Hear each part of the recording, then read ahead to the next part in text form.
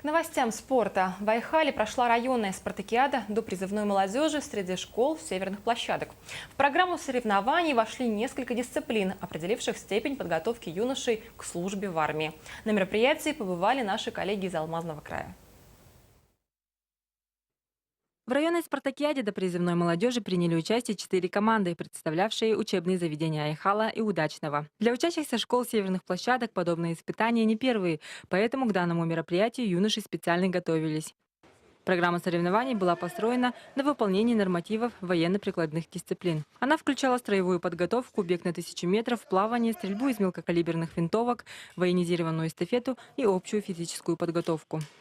Это мероприятие проводится для воспитания у подрастающей молодежи чувства патриотизма, любить Родину, долг, подготовка юношей к военной службе.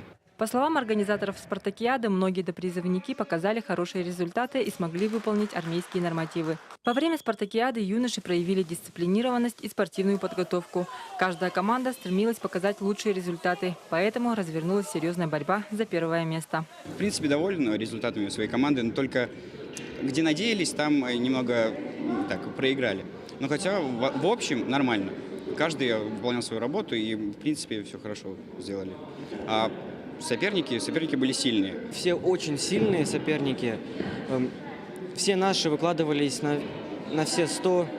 Все силы мы прикладывали именно к победе. Мы могли выступить и лучше, но соперники тоже были хорошие. Были кто сильнее, кто полегче были. Выявить степень подготовки юношей к службе в армии – такова главная задача спартакиады до призывной молодежи.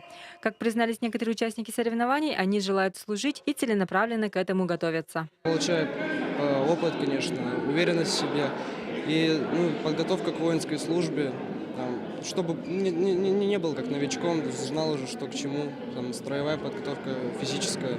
На торжественном закрытии состоялось награждение победителей. Почетное 3-е место завоевала команда 23-й школы поселка Айхал. 2-е место досталось также представителям из Айхала, школе номер 5. А победителем спартакиады стала команда 19-й школы из города Удачный. Анна Захарова, Андрей Шаповалов, телерадиокомпания «Алмазный край».